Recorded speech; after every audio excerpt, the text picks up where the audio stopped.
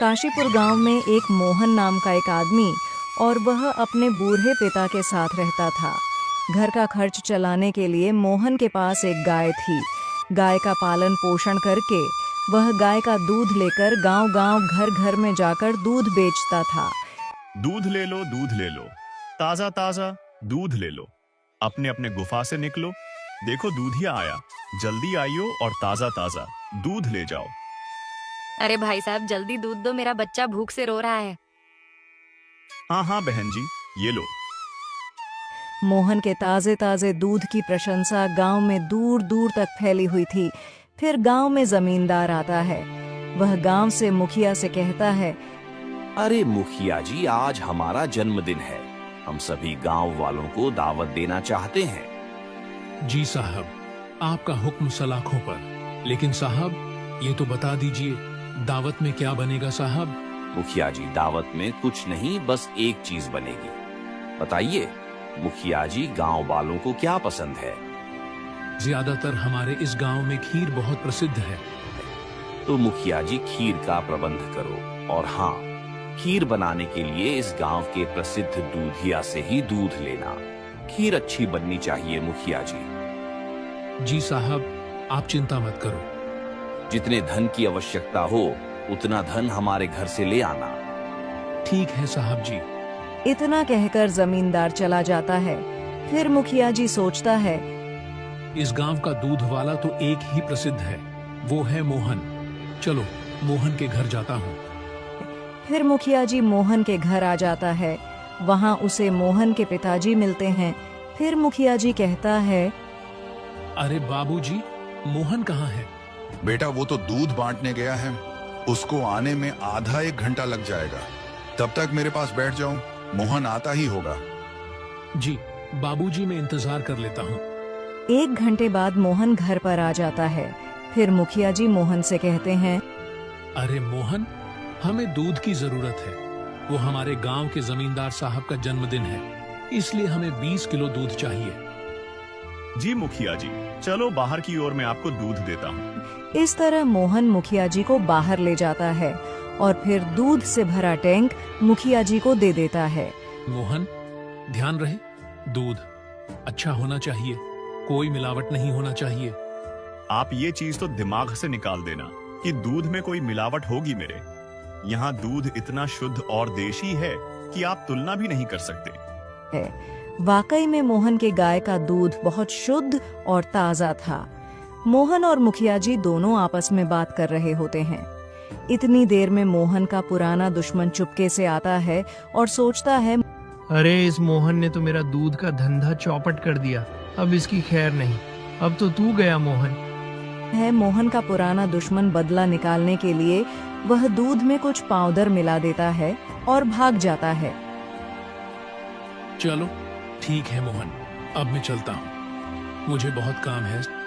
जी मुखिया जी, अगर कोई और जरूरत हो तो मुझे बुला लेना। फिर मुखिया जी वो मिलावट वाला दूध लेकर चले जाते हैं। फिर जमींदार और सभी गांव वाले खीर खाकर बीमार हो जाते हैं।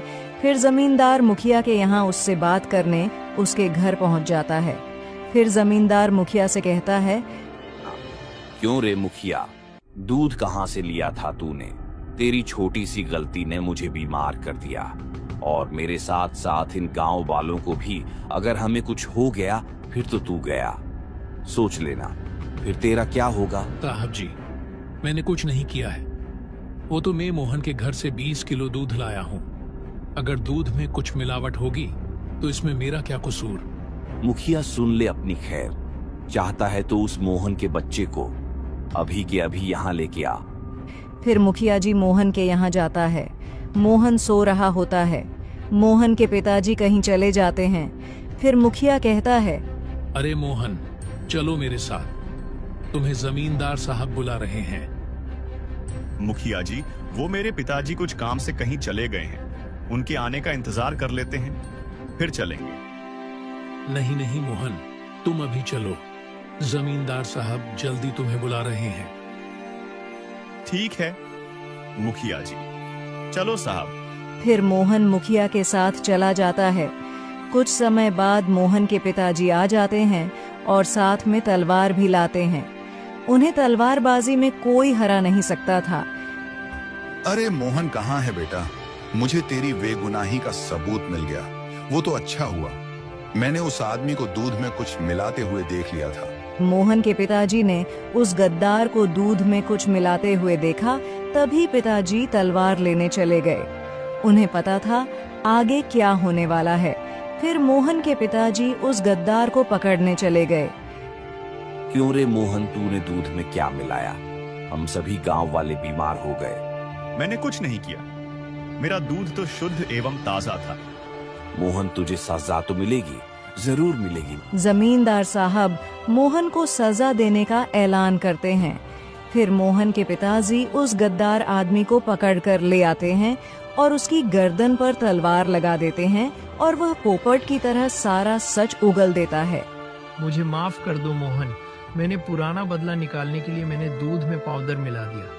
मुझे माफ कर दो मोहन। विक्रम, मैंने तो तुझे सीधा साधा समझा था, मगर तू इतना नीच हरकत करेगा मैंने कभी नहीं सोचा था। पता है तेरी इस गलती से कितने लोग बीमार हो गए? इस गलती की सजा तो तुझे मिलेगी। मोहन, मुझे माफ कर दो, मैंने बिना कुछ जाने तुम पर आरोप लगाया। कोई बात नहीं साहब। फिर इस गद्दार को पुलिस के हवाले कर देते हैं और जमींदार साहब मोहन के पिताजी से भी माफी मांगते हैं और पहले की तरह सब कुशल मंगल हो जाता है। दोस्तों, आपको कहानी अच्छी लगी है तो वीडियो को लाइक और चैनल को सब्सक्राइब कर देना। माह का महीना था। ठंड से पूरे गांव वालों का बेहाल था। इस ठंड में ठंडी ठंडी हवा कानों को सुन्न कर देने वाली चल रही थी और सभी पशु ठंड के मारे ठिठुर रहे थे। और दूसरी जगह देखा तो यहाँ एक परिवार में विक्रम नाम का आदमी बहुत ही अजीब था। अजित, तुम कैसे आदमी हो? यहाँ हम ठंड से मर रहे हैं और तुम बिना कपड़े के रह रहे हो। अरे भाग्यवान, मुझे ठंड ही नहीं लगती क्योंकि मैंने एक तरीका अपनाया है। विक्रम ने ठंड से बचने के लिए पहले ही इंतजाम कर लिया था। वह रोज रोज दारू के ठेके पर जाता और दारू की बोतल लेकर अपने घर ले आता था और कभी कभी रास्ते में ही पी लिया करता था। अरे मुझे गर्मी लग रही है।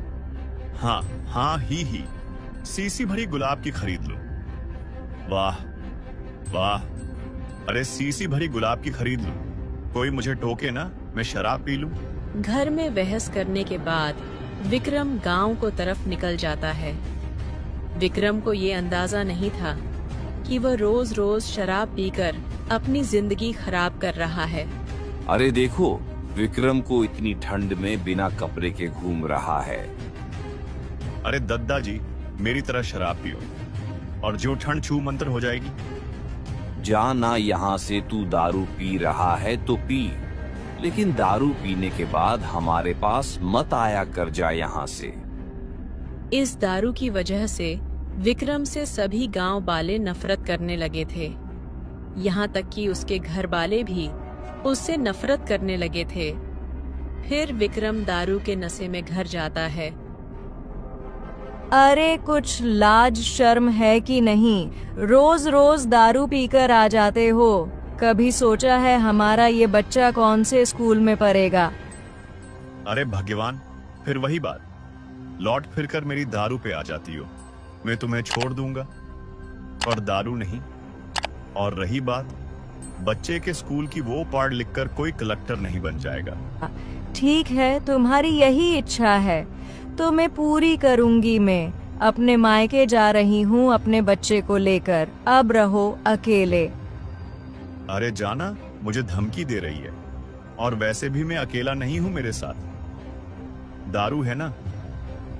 ठीक है, रहो, दारू के साथ में तो जा रही हूँ। इतना कहकर विक्रम की पत्नी अपने बच्चे को लेकर मायके चली जाती है। विक्रम के पास कुछ ही पैसे थे जिससे उसके 2 से 3 दिन अच्छे से काट लेता है। फिर अगले दिन विक्रम दारू के ठेके पर जाता है और शराब पीकर आता है और चुपचाप घर आकर सो जाता है। फिर शाम को उठता है और फिर दारू के ठेके पर जाता है और दारू पीकर आता है।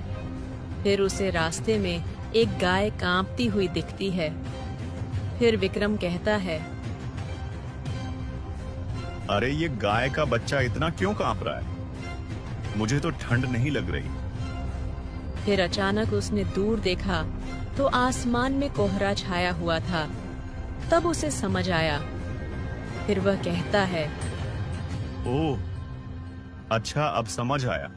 गाय के बच्चे को ठंड इसलिए लग रही है। एक काम करता हूँ, इस बच्चे को अपने घर ले जाता हूँ।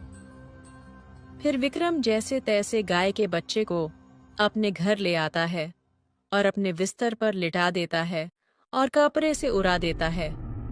गाय माता अब खुश हो ना? आपको कोई परेशानी तो नहीं हुई? आह, अब मुझे भी बहुत नींद आ रही है। अब मैं भी सो जाता हूँ। विक्रम को अगले दिन की चिंता नहीं थी कि उसकी जिंदगी अब कैसे कटेगी। उसको कोई अंदाजा नहीं था कि वह कल क्या खाएगा। फिर अगले दिन जब विक्रम उठा, अरे मेरा सिर इतना भारी भारी क्यों लग रहा है? और हाँ, कल रात को तो मैं एक गाय का बच्चा लाया था। वो कहाँ है? विक्रम, क्या तुम मुझे ढूंढ रहे हो? अरे नहीं, तुम कौन हो? मुझे डर लग रहा है। विक्रम ने जब गाय के बच्चे को बोलता हुआ सुना तो वह दंग रह गया और डरने लगा। दरअसल वो एक जादुई गाय थी, इसलिए वह बोल रही थी।